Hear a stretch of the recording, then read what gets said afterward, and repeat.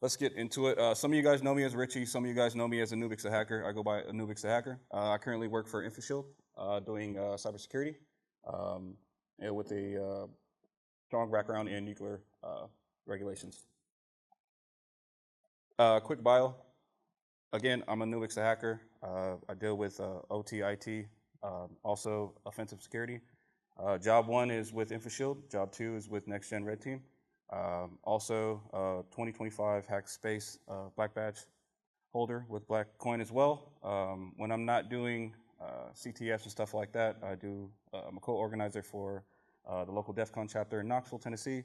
Outside of that, family man, and just try to continue to learn and learn new things. So my talk is about a virtual private human network.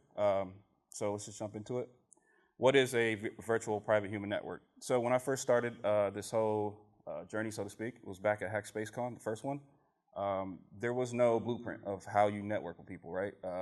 From what I understood, it was like, hey, you go to these conferences, you get some business cards, make some cold calls, and that's that. What I found out really quick was that doesn't work. So what I did was I created a private network within that network. So things to think about before you create this is it's almost offensive, right? You have to have a target action plan, right? Like if you're trying to be a threat hunter, what are things that you want to look for? Whether it's a mentor, whether it's acquiring job opportunities or things like that. Well, if you don't have no IT background, if you don't have no blue side background, then there's some gaps you need to fill in. So maybe acquiring information from individuals and contacts from individuals who are in those fields or have that skill set. Taking the action plan past that architecture stage and making reality. Once you come up with who you're going to, who's your audience, who you're going to try to contact with, then you go out and do that. Whether it's conferences, whether it's B-sides, whatever, just go out there and do that. Find those connections. If you are an extreme introvert like I was, try it digital first, like go on LinkedIn. What I realized was not a lot of people who don't know you are quick to connect with you. So you're going to eventually have to hit the ground running. Common bottlenecks. Not everybody, excuse me. A lot of people out here, I don't have the money, I don't have the funds, right? A lot of you guys game, right? Call of Duty is like $80. If you spend $80 on a game, you can spend 25 to go to B-sides. All right. Digital versus analog. Where to start? In person or digitally? Again, I started digitally, realized it didn't work, so I pounded the pavement. How to locate vulnerabilities in yourself and patch them. The biggest thing for me was I thought that I was bad at public speaking. Probably am, but the bigger issue was I didn't really like to talk to people, just because if I wasn't learning something, it was boring to me. So I had to figure out that within myself. So I had to hack myself and understand that. And then once I did that, I was able to communicate better. Embracing failure and accepting success. Another big thing for me was I didn't like to take success, right? I was a big sports person. I played rugby. So I'm all about how can I get better? What did I do wrong? But you have to understand success. You have to take those hits as well. Embracing failure. Action plan is ready. Now what? Next one. All right, conferences and volunteering. Starting off on a budget. Hello, B-sides. Like I said, B-sides is cheap, $26, $25. Everybody can afford that. Purge yourself of instant gratification mindset. Get out and volunteer. I know about my generation and even the generation coming after me. Everybody wants it now. Everybody wants like, hey, I went to this conference. I talked to all these people. All right, where's my job? It doesn't work like that. It's a process. It takes time. If you really want to be here, put in the effort, put in the work. I know it sounds bad. It's not supposed to sound good. Cybersecurity is, everybody says it, it's true. It's not entry level, right? It's not for everybody, but if you want it, go get it. Build something, create anything. Again, SnackCon, right? Just building something, we saw a void and we filled that.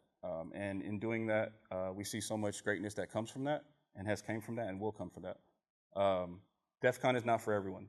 I say this loosely, and I can only talk about my own experience. First time I went to DEF CON, it was very overwhelming.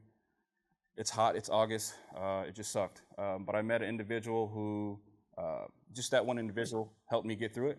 So anybody who hasn't been to DEF CON, want to go to DEF CON, my advice to you is please go with somebody, because it makes it a lot easier. All right, certification, CTF, and experience. A journey of 1,000 miles begins with a single step. This resonates with me so much, again, for the instant gratification perspective. If you lay a brick a day, eventually when you look up, you'll have a wall.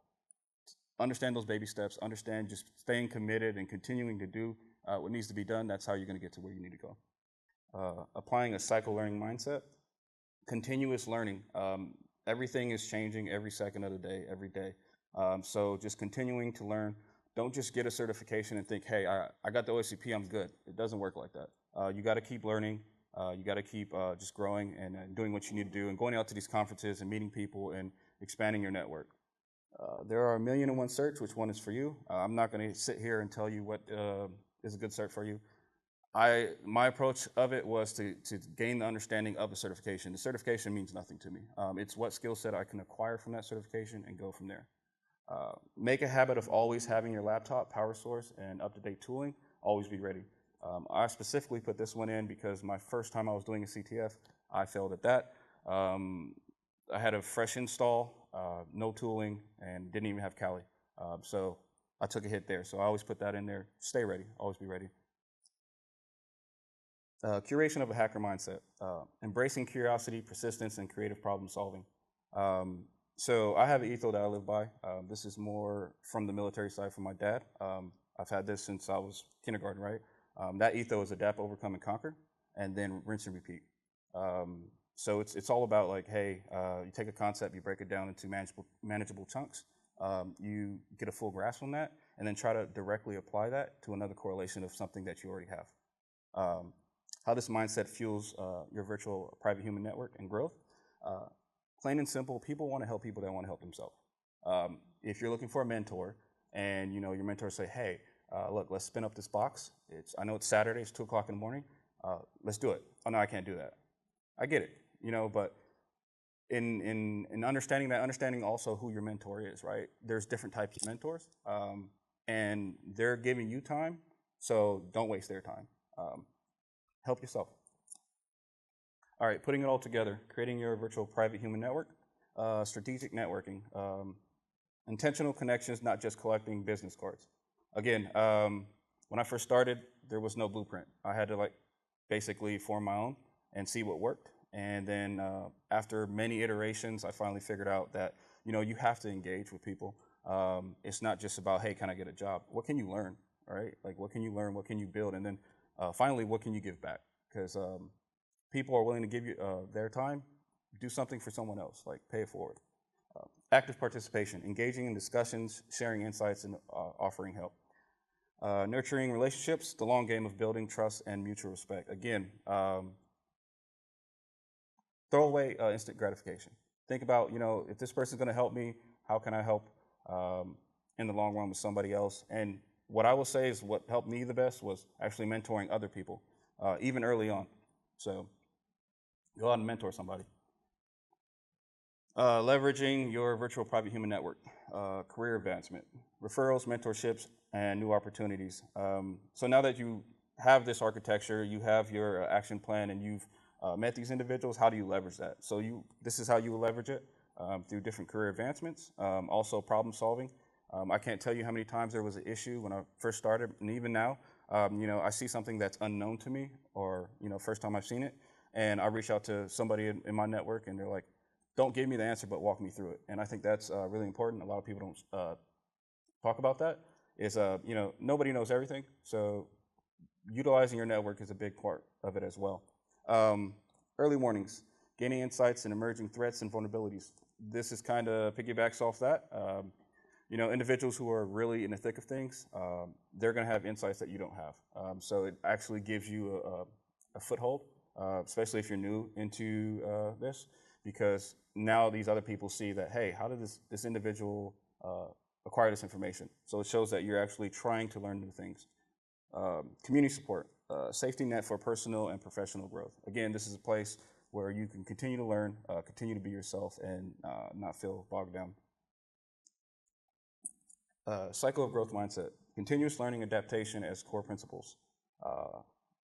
Continue learning, continue building upon your thing. And what I want to stress the most is iterations. Things can always be better. try to see how you can make it better, how you can make it faster without breaking the integrity of it, whatever you're trying to do. Iterative improvements, yeah, and then feedback loop, giving back to the network that supports you. Sorry, with that. All right, closing, thank yous, and socials. Recap, virtual private human network is an indispensable asset in cybersecurity.